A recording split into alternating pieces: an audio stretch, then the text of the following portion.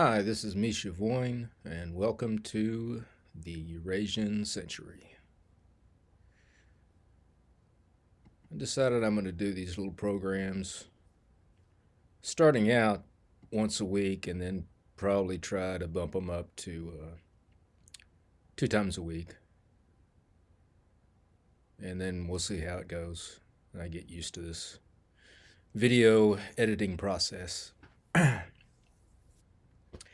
It should be apparent to most knowledgeable people that the American intelligence services are wildly miscalculated in their strategy regarding Russia and China and the Middle East, especially Iran. And the current situation in Israel with the Gaza raid, with the Hamas raids out of Gaza, um, has a greater potential than the Ukrainian situation to turn into a worldwide conflagration. Um, it, Probably even more so than the situation with China and Taiwan. Um, this has to do with the parties that are interested in the Middle Eastern conflict. It's eerily reminiscent of the events leading up to World War One. However, there are certain important differences, which I'll talk about in a little bit. Um, so I want to go. What I want to do first is go through the parties involved in the Middle Eastern conflict and explain a little bit about what's happened, and then towards the end of the program, I'll talk a little bit about Ukraine and some other developments, but not too much. This is mostly about the Middle East situation. Israel is preparing for a two-front war, which may be a three or four-front war before it's all said and done. The two main enemies that Israel sees are Hamas and Gaza after their strike on October 7th that killed about 1,400 Israeli civilians, or killed 1,400 Israelis, many of whom were civilians. Some of whom were military, and part of it was a military. So it wasn't just a civilian massacre. It was a civilian massacre, but it was also a military strike. And so the Israelis already in their, uh, I guess you would call it vengeance, so far for those attacks, have killed about more than 5 times as many Palestinian civilians as were killed in the initial Hamas attack. And they've been doing it by essentially indiscriminate bombing.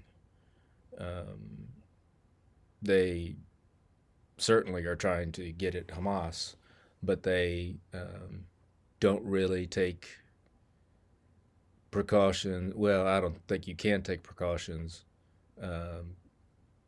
with bombing when you have a civilian population that's that thick in Gaza. It's very dense.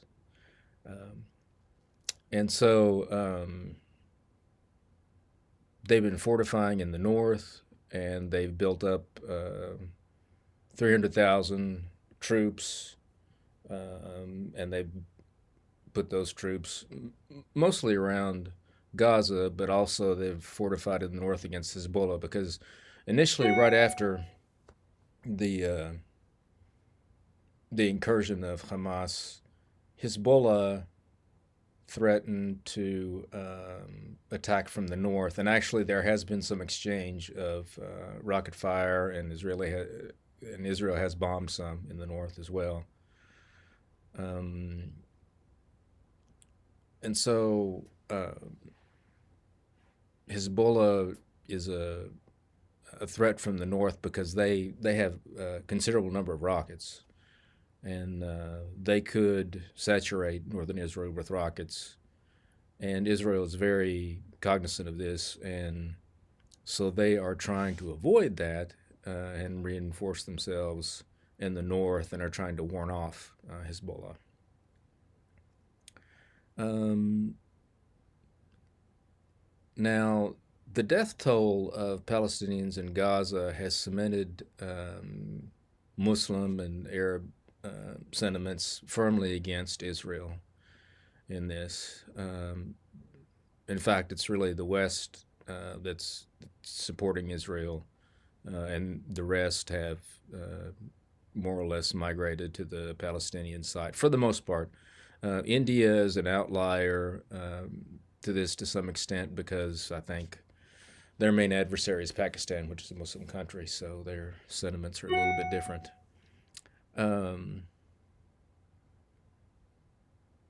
Now, the Israelis are condemning anyone that equivocates on the whole matter and saying they have not only have a right to self-defense, but they have a right to wipe out Hamas, which they're taking in a very broad sense. They have the right to uh, basically kill as many Palestinians in Gaza as they want to in order to drive them probably into northern Egypt, into the Sinai. And anybody who disagrees with this is persona non grata with them. Um, and this has caused some serious, well, significant tension between them and other members of the international community. They got into a scuffle with the Secretary of the UN, whose statements were essentially um, just even-handed on the matter, condemning Hamas's attacks and also the Israeli indiscriminate bombing. They asked for his resignation, and they've also challenged the Chinese in an insulting manner, which is bad to do with China. Now, Hamas has retreated to Gaza and dug in, but they also are continuing shooting rockets at Israel. There is a labyrinth of tunnels constructed underneath Gaza. The Israelis know about this, but they've been developing this ever more. The Hamas has, and they've sort of created this situation which could be a house of horrors for Israel, which Israel is trying to avoid or at least is reluctant to get into. What the Israelis are doing is sending expeditionary units consisting of tanks and support groups to do reconnaissance. These are called reconnaissance pools. And they've done some somewhat larger formations, but there's still no massive onslaught. And what we're seeing is Hezbollah is trying to figure out just exactly when they want to come into this, depending on how strongly Israel goes into Gaza. Even on the West Bank, Israel's making airstrikes, and there's a low-level war going on there. Jordan, the Kingdom of Jordan, is 70% Palestinian, and the kingdom is effectively holding back people from intervening, their population from intervening, as well as holding back Iraqis who wish to cross through Jordan into the West Bank and take up arms. Now, with Hezbollah is primed for battle and open to transact business. They have shot some rockets in the north and have repeatedly threatened to intervene when the Israelis take on a serious enough invasion of Gaza. What they might possibly do is be able to capture northern Israel, some part of northern Israel. They have an arsenal of around 120,000 rockets, which could saturate Israel's major cities at any time. And a lot of these rockets are precision. uh, rockets, and but they don't seem to be provoked to the extent that they're willing to jump into this right at the moment. Um, what we're seeing with Israel is probably just preliminary movements. Um, there's been pressure from the United States to um, minimize civilian casualties. No one seems concerned about them going after Hamas after what Hamas did. But on the international stage, the civilian casualties are creating headaches for everyone. And so Israel is showing some reluctance and seems to have um, downsized the scale of their operation. But it's difficult to say because their rhetoric, their internal rhetoric, is very fierce with Benjamin Netanyahu comparing the Palestinians, or at least Hamas. I don't think in their minds and hearts there's a distinction at this point. And they're saying that as much too that the Palestinians of Gaza support Hamas and therefore they're equal as guilty, and they seem to be fairly hell bent on inflicting um, collective punishment. And so with with Hamas and the Israeli that Israeli attitude, they're making Netanyahu has been making in speeches references to Amalek from the Old Testament, which if you know anything about that, um, in prophecies, the prophetic books of the Old Testament, Amalek was and a few other tribes were singled out for extermination by God, and He commanded the Israelites to kill everyone, including all their cattle, um, because they harassed Israel coming out of Egypt and subsequently. This biblical imagery that Netanyahu has been invoking is very troubling to many people. Um, Israeli Jews, Christians, and Muslims. And it's starting to be echoed in the Muslim world. Tayyip Erdogan, the leader of Turkey, has addressed large crowds of people protesting against Israel in support of Palestinians in Istanbul, Turkey, and is starting to draw this into a religious context as well. And so, it doesn't really sound good on any front. Um, Now, the United States has two carrier groups in the Eastern Med. Had one in the Eastern Med. They thought they were going to move another one into the Red Sea area, and then they decided to move it into the Eastern Med. And perhaps two more en route. The two more have left. Um, we're not really sure where they're going. But everything is building up in the Middle East, so it's entirely possible that they'll have two more carrier groups there. Perhaps 11 Aegis class destroyers, nuclear subs, surface to air missiles, pads, and Patriots, mostly to protect bases in Iraq, and special forces on the ground in Gaza. Um, America gives every physical indication that it is preparing to do battle with Hezbollah, Syria, and Iran. This would all be overkill if it was just to deal with Hezbollah. It's meant to be a strong show of force, but is unnerving a lot of people because it appears that we're preparing for a major war in the Middle East. And you just don't need this type of force unless that's what you're intending to do. We've also struck what say we, the U.S. has struck what it considers Iranian-linked military assets in Syria. Now, in the program Syriana analysis, Kevork Almasian um, has suggested that these aren't actually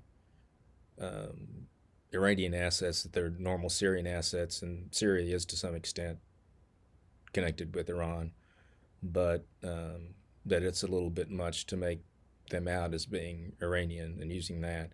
What he's saying is he thinks that the United States has a set sight on Syria and its president, Bashar al Assad, specifically, rather than just on Iran.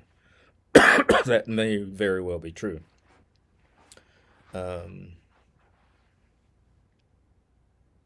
the Syrians have been remaining fairly inactive themselves. They've sided with the Palestinians, um, and what the attacks on the Syrian installations uh, were supposed to be is retaliation for attacks on U.S. bases in the region, which I think there have been a couple of dozen attacks on U.S. forces after it became clear that the United States was going to support Israel, and not that there was any question about that, but leading up to and after the time that President Biden visited Israel. Now, this brings us to Iran.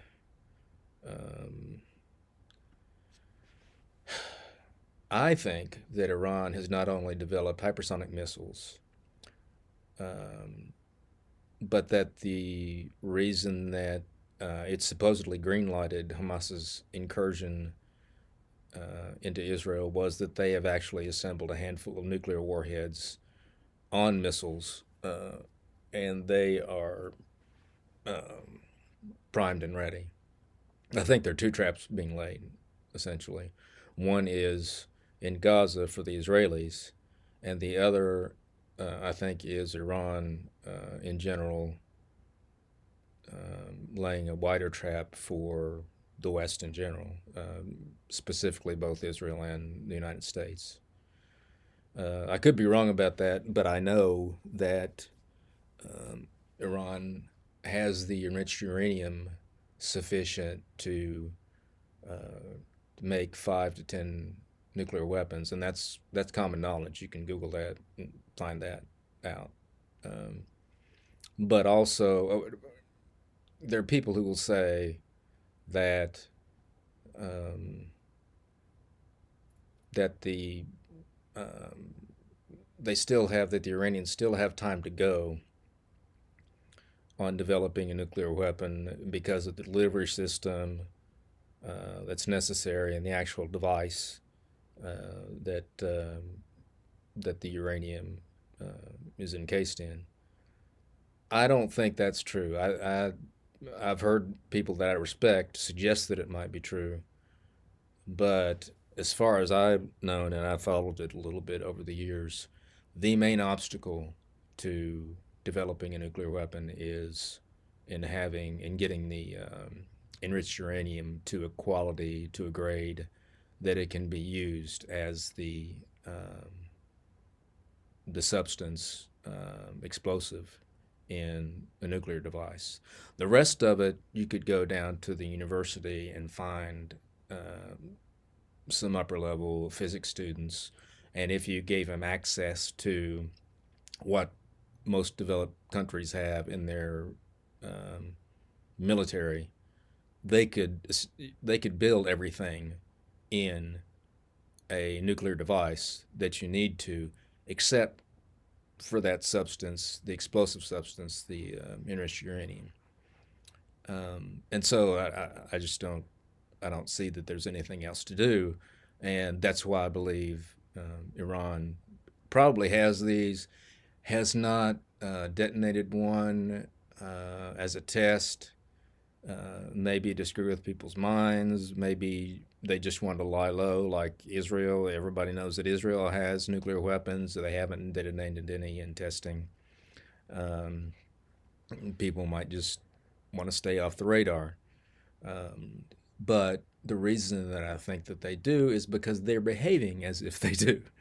Um, they and I don't want to go. I don't want to sound neocon here at all. And I had people, you know, insinuate that I'm just taking the neocons' line on this, and I'm amused that anybody would find me compatible with neocon ideology in the least. But um, I think that Hamas has been bankrolled by Iran to a considerable extent through Qatar. And I don't think the fact that Hamas is Sunni and the Iranians and Hezbollah are Shiite is that significant. I think what's really significant is both of them. Hamas has a pathological hatred of Israel, more so than Al Fatah that controls the West Bank, and the Iranian leadership, Ayatollah Khamenei, especially, also have a pathological hatred of Israel, and any way to cooperate in that involves financing, I don't think would be beyond the scope of what Iran would think as its natural activities, or Hamas would think, especially given Hamas's condition in Gaza. Um, Now, I think that may be why both Israel and the United States rejected the notion that Iran was behind the Hamas attacks. Officially, the Israelis said that they could not find any um, firm connection of Iran to the actual planning of the operation that was executed itself. And the U.S. has intelligence has echoed that assessment. Now, I don't really trust what either say, and they had 51 intelligence former intelligence officers swearing a stack of Bibles, about the Hunter laptop thing, which was all BS to begin with. It's we know that it's real. Um, I think the reason that they did this is they want to, if they can, contain it into being a smaller war. If Israel comes out and says Iran did this through Hamas in cooperation with Hamas, then there is a responsibility of the Israeli authorities and perhaps the American authorities, a responsibility, a duty, not an option, but a duty to attack Iran at that point as a defensive measure. And so I think they want to just take that off the table and have the option of attacking Iran later, depending on how events unfold. And it seems like everybody at this point is trying to keep this thing contained to Israel. But I don't think it's going to be able to stay an Israeli matter, because I think the Israelis are going to go into Gaza and in a major way. I think they're tired of dealing with the Palestinians, and they want to drive the population of Gaza into the Sinai, and come hell or high water, they're going to execute on that plan to some extent. I don't know whether at this point an Israeli leader could do much less, and that's going to drag Hezbollah in, and that's going to cause a wider war probably. Now, the Wall Street Journal reported a few days after the Hamas attacks that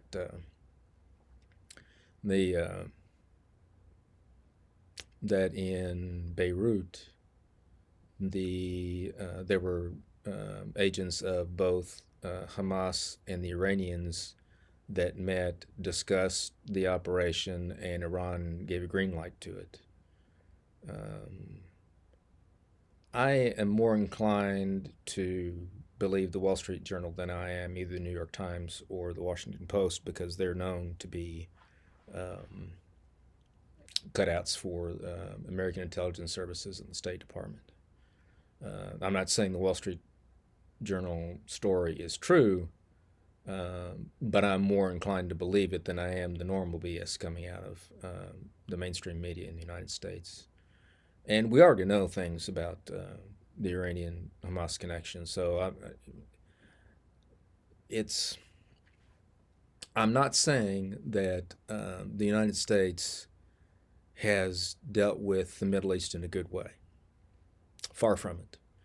And I'm not saying that Israel has treated the Palestinians in a way that's commensurate with human dignity. Far from it.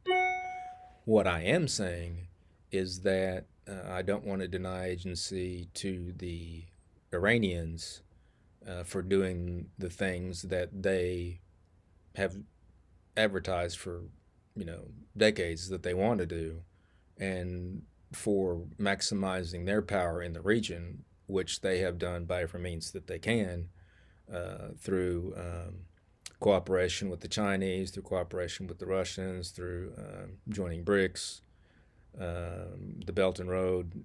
They're trying to get into a position where they're a serious. They are a serious major player in the Middle East, but want to become more powerful and serious. And this fits the bill of something that you might do in order to gain gravitas with the Muslim world there. So, what this means is that Israel is not in a good position, because even if Iran doesn't have a nuclear capacity, even if they just have one that they could assemble, in a matter of days, which I don't think anybody disputes, seriously, um, they they have the power to um, lob missiles, some sophisticated missiles. They just announced over the summer that they have a hypersonic missile, and they say that it can go Mach 15. I do not believe that it can go Mach 15. The Russian missiles can only go about Mach 9. But they may very well have a hypersonic missile. And they named it Fatah. And I don't think you can be any clearer than that. It means, in Arabic, it means the opening, and it is also the name of the main body of the Palestinian Liberation Organization. Uh, and hypersonic missiles are, you can't really, if they have the capacity to go at over Mach 5, which is what a hypersonic missile is, and if they have the ability to zag towards the end of their trajectory, you can't hit them. The reason you can get ballistic missiles, ICBMs, or other ballistic missiles that are also hypersonic to a certain extent, is because you can track their trajectory and you can explode something in the path where you know that they're going to be. But if you can't do that, you can't get a hypersonic missile. So that's a problem. So you got somebody there, the Iranians, who are willing to support and bankroll Israel's enemies, and not only fund them, but provide them with training and weapons, probably indefinitely. And that's a serious problem for Israel in the long term, because what easily could happen is the Israelis go into Gaza. It sets off Hezbollah in the north. They saturate northern Israel with rockets and take over some particular part of northern Israel. The United States retaliates to some extent, striking Syria and Iran gets into it. And then you've got a situation where not only do you have Iran which has a considerable conventional force, also possibly um, nuclear capacity. But on the way to Iran, you've got Syria, and the Syrian regime is being protected by the Russians. So it's just a big cluster, you know. And that brings me to Turkey. Turkey is led by Tayyip Erdogan, and he wants to be an Ottoman Sultan. Basically, he wants to revive the Ottoman Empire and to be a mensch in, to use a Jewish term. I'm not Jewish, but to be I don't know what the he wants to be a batya in the Middle East. Would be the Russian term. So now he's become champion of the Palestinians, along with Hamas, which he said is not a terrorist organization. It's basically Palestinian nationalist freedom fighter organization. He has 2 million men that he can put in the field, um, and he's making noises that he wants to be admitted to this dance. And maybe he does, maybe he doesn't. He's got energy contracts with Israel, which he probably doesn't want to torpedo. But you're weighing which is going to be your greater benefit, to keep the energy contracts going or to intervene and be the golden boy of the Islamic world. He's got the largest army in the region. If he goes in, his contribution will likely be decisive, assuming that the fighting remains conventional, um, and assuming that Russia doesn't get into it directly. Turkey has also received offers of nuclear weapons from Pakistan if it requests them in the conflict with Israel. Pakistan is a nuclear power, but they keep their sights trained on India for the most part. But they're willing to play. This is uniting the Muslim world against Israel like nothing we've seen for a long time. Poor Egypt is caught in a bad neighborhood. And the Israelis want to drive the Gazans into northern Egypt. They have plans for tent cities to be set up.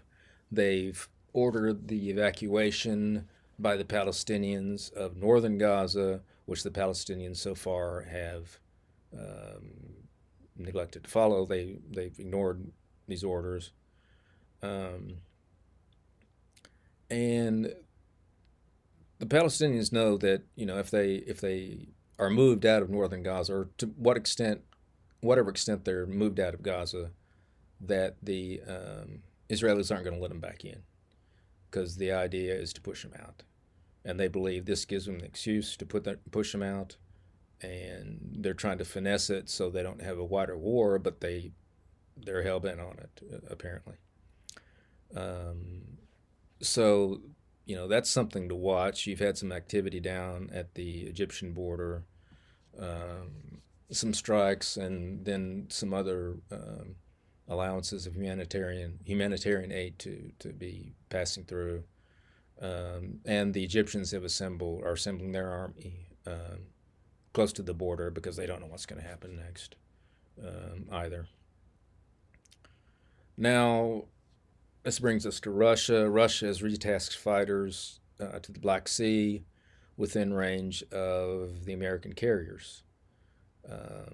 These fighters have Kinjal missile. Kinjal is Russian for dagger, and these are hypersonic missiles. And as we discussed a minute ago, you can't defend against them really. And one of them can take out a carrier. And they would fire more than one anyway. Israel, now, I'm not saying they're going to do that. I'm saying that since we're moving assets in,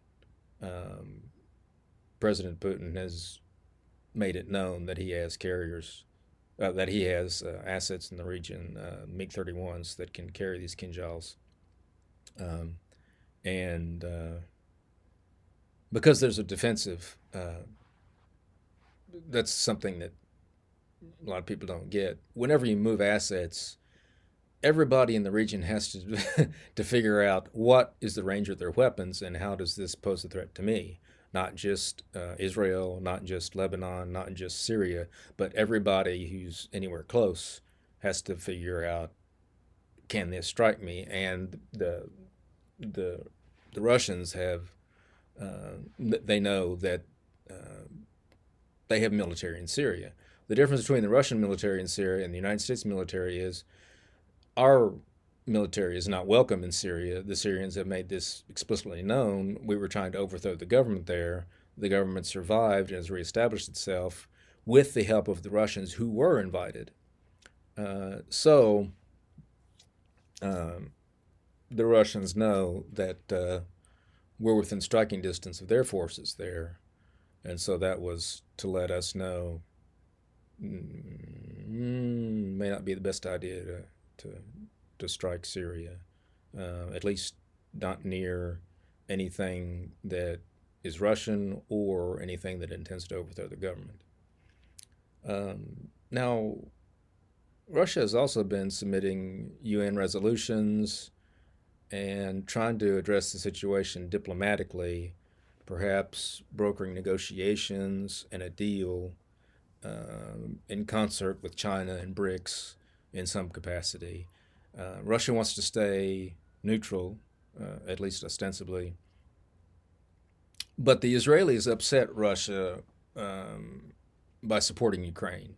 They've had people in training the Ukrainians and given military aid as well. IDF or Tzahal, I call it Tzahal, the Israeli army, advisors and trainers in the Ukraine conflict. But Eurasian Alliance and BRICS in general are probably the most dispassionate brokers in this conflict that are available. And they want to negotiate a settlement and a two-state solution. Israel is not going to want to consider a two-state solution. Officially, the United States does want to, but we haven't impressed the necessity of that upon the Israelis, and so it hasn't materialized yet. It may be that Israel ends up being taken to a two-state solution, kicking and scratching, by unfolding events, but we'll have to see. Russia also received representatives from Hamas in Moscow over the last few days, as well as some from Iran. This isn't dispositive of anything in particular, but the fact that Russia will talk with anybody in general. Also, Hamas has hostages that are Israeli and Russian citizens, dual citizens. And so part of the reception was to facilitate the release of these hostages. Now,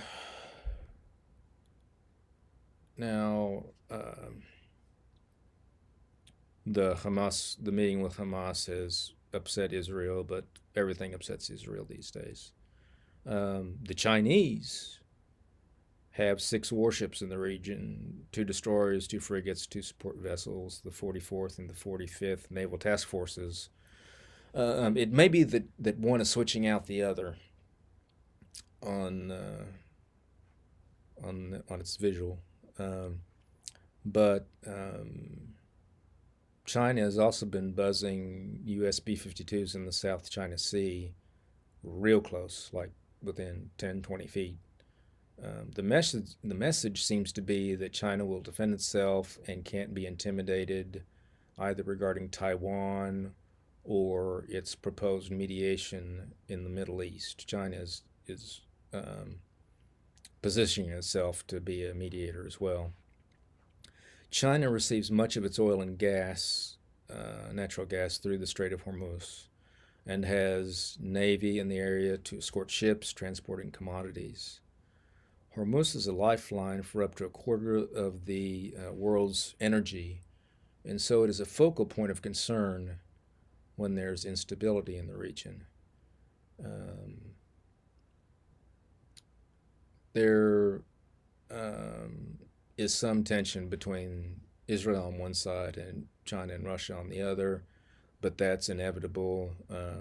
Both China and Russia want to be honest brokers to the extent that they can, but they also have strategic interests in the region, so, it's kind of murky. Um, I want to talk for just a few moments about World War One and parallel here. What we're seeing bears some resemblance to the lead up to World War One in and before 1914. There's a web of alliances and treaties between major powers that was designed to prevent war, theoretically, and provide security guarantees. Instead, it ended up working to draw parties into a local conflict between what started out as a local conflict between Serbia and Austria. Um, Now, one could argue that the various actors only looked at narrow national interests and agreement obligations rather than the big picture and the grand chessboard, and they ended up making or marching headlong into much larger conflict. Now, there are people who disagree with that. I'm undecided on it, but you could also argue that they knew exactly what they were doing. They were pursuing national interests, and those interests made war inevitable. It just happened to unfold in a way that was unsettling to people in the seeming inevitability of it when it happened. Um, this conflict isn't so much similar because of the treaties and the formal alliances. Um, there's a triple entente, the triple alliance, and other treaty obligations agreements between countries of Europe and the Ottoman Empire. And I've got graphics up there to show you where these were overlapping, intersecting, that ended up drawing people in. Um, these formed the basis of the casus belli, the causes of the war that ended up driving each country into a war. But it started off with the assassination of Archduke Ferdinand of Austria by a Serbian nationalist, Gavrilo Princip. And Archduke Ferdinand was an heir apparent, I believe, in Austria. And if you really want to throw a monkey wrench into the works of a monarchy or imperial power, that's the way to do it, is to go after an heir apparent, because in any such structure, monarchy or empire, there's a monarch, and there are people who are going to be in series of line to succeed that monarch when they die. And what happens is an heir apparent will strengthen the faith that other people have in the policy of the monarch by reinforcing the commitment of the country to the monarch's decisions. They'll reaffirm them or echo them in diplomacy. And also, these people are wined and dined to some extent as being successors, so that new deals can be made not so much ostensibly through them while the monarch is alive, because technically that's treason, um, but to plow the ground for new deals, and to firm up deals that are there. So if you off one of these guys, um, it just upsets everybody, and um, they have to recalculate and recalibrate everything. The present conflict is not so dependent on treaty obligations, um, but on perceived self-interests. The exception to this is the relationship between the United States and Israel, which is a firm alliance, um, which has already dragged the U.S. into the conflict. The motivations of the other parties result from Arab or Muslim solidarity and the strategic interests of such nations as Iran, Russia, and China. But these interests are all mutually known to everyone and thus exploitable in the intrigue leading up to the actual commencement of major hostilities, which is why Hamas set off or has poised itself, is perched itself in a way to set off a series of events. Um, it draws Israel into Gaza. Hezbollah comes in the north. The United States is already there, and so the United States is going after Hezbollah, possibly Syria and Iran. Iran gets dragged in. It just sets off a web of things. Now, the sum total of all this is Israel is fighting for its life. I don't think it would be that its stretch as a state would end as a result of this conflict, but it's possible that this conflict could lead to a two-state solution, which might eventually lead to the demise of Israel, not from something, the murder of all the Jews and driving them into the sea or something like that, but because it might be very difficult for Israel to hold its population if the security situation deteriorates, so that Israeli Jews don't feel safe in their home there.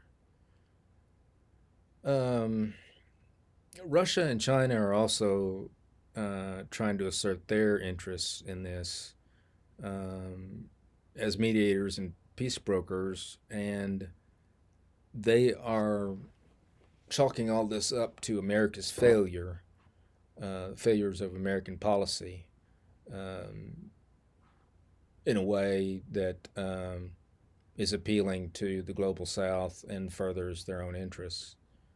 Um, what Russia would want would be to replace to some extent America's role in the Middle East. China also, to extent it's not really necessarily, or it's not really necessary to think of Russia and China's roles as two different things, because it's easier to think of them as the Eurasian alliance.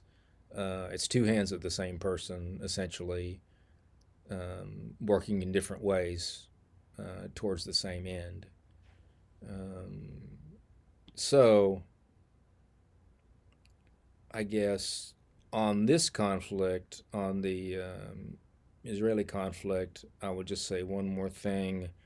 It's noteworthy that one side effect of the Great War, World War I, was that it worked as a catalyst for the Bolshevik Revolution in Russia. In the present conflict, however, Russia is not suffering from instability as it was during World War I, but rather the United States is divided and in a pre-revolutionary condition. And as they say, history may not repeat itself, but it does rhyme.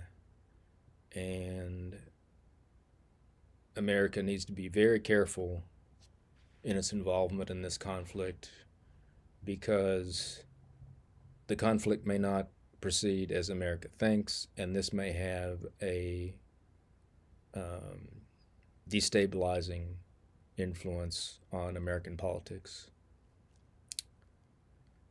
This reinforces the alignment of countries already in the making, known as the West versus the rest. The countries of the West seem to be uniformly supporting Israel. There is some division among their populations, and so you see demonstrations in favor of the Palestinians in London, New York. Um, the rest are lining up mostly in opposition to the continued slaughter of the Palestinians, notwithstanding the Hamas terrorist attacks. So one may condemn Hamas and the heavy hand of Tzahal at the same time, um, but Hamas has done most of its damage as far as civilians are concerned, and there's still many civilians caught in the crossfire in Gaza. But like I've already mentioned, it's I think above 8,000 dead on the Palestinian side, and on the Israeli side it was something like 1,400. Um, so the equities in the conflict are shifting away from the initiation by Hamas of this with its terrorist attack, and it's moving towards more familiar civilizational lines. Um, Now, I want to make a couple of concluding remarks about other matters. Somehow, 24 Ukrainian fighters or Ukrainian planes got knocked out of the sky um, recently, within the last week or so. And it was outside the range of what people would have thought would have been Israel's air defenses. And these planes didn't have any warning. Um, the pilots who managed to eject said that they had no clue that anyone was even locked on them, that anything was wrong at all until a missile hit their plane and they had to get out of it.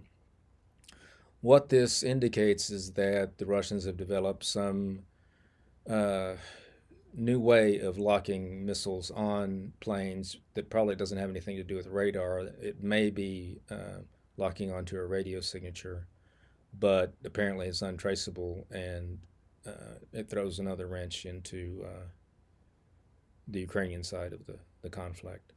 Um, Yet another wrench is thrown by the ascension of Mike Johnson as House Speaker. Um, he voted for the original Ukraine aid package, but has not voted positively on anything since. And he may have made a deal in order to become Speaker that there would be one final modest package that passes, not the $61 billion probably requested by Biden, but something that's tied to accountability and to the White House's presentation and the Pentagon's presentation of some organized end game for Ukraine. Um, but it will likely be the last major package that Ukraine receives. And so very soon, everyone will be motivated to wind the Ukraine conflict down. One other little note on this is Dagestan.